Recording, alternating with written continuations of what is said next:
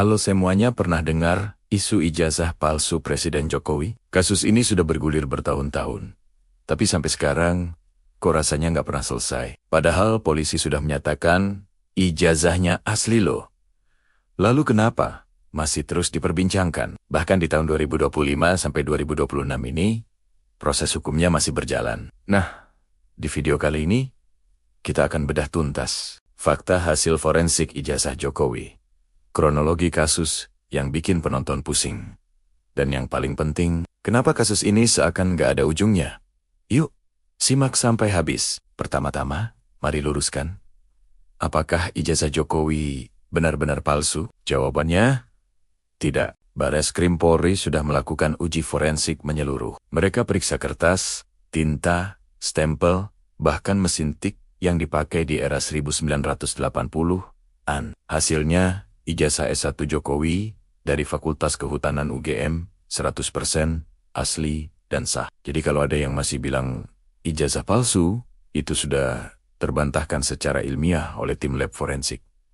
Tapi kalau sudah asli, kenapa kasusnya nggak selesai? Nah, ini uniknya. Karena tuduhan ijazah palsu terus menyebar luas, Jokowi balik melaporkan pihak-pihak yang dianggap menyebarkan hoaks ke Polda Metro Jaya pada April tahun 2025.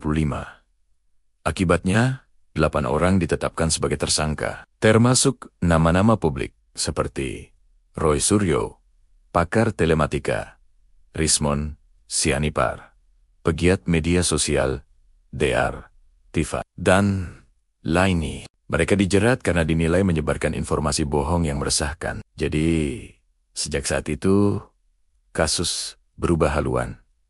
Dulu soal ijazah, sekarang soal hukum bagi penyebar hoaks. Lalu, kok masih berlarut-larut? Karena proses hukumnya berjalan paralel dan hasilnya berbeda-beda. Contohnya, Rismon Sianipar berdamai dengan Jokowi, dapat SP 3 penghentian penyidikan. Tapi Roy Suryo tetap harus menjalani persidangan. Kuasa hukum Roy berulang kali meminta kasus dihentikan dengan alasan melebihi batas waktu 84 hari. Sesuai KUHP, mereka bahkan berniat lapor polisi ke Komnas HAM.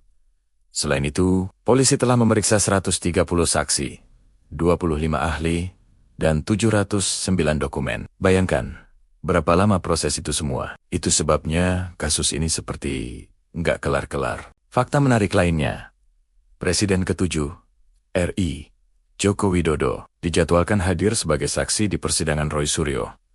Dan dia akan membawa ijazah aslinya untuk dibuktikan di depan umum. Ini adalah pertama kalinya seorang mantan presiden menjadi saksi dalam perkara seperti ini. Jadi proses hukum tetap bergulir.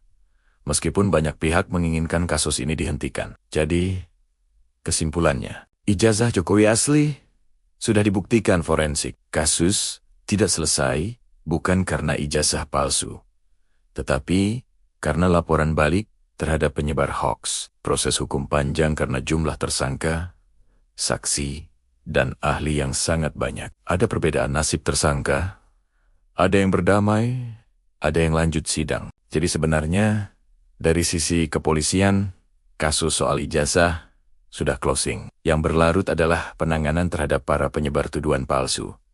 Gimana menurut kalian? Apakah proses hukum seperti ini sudah tepat? Tulis pendapat kalian di kolom komentar ya. Jangan lupa like, subscribe, dan klik lonceng biar nggak ketinggalan update video lainnya. Sampai jumpa!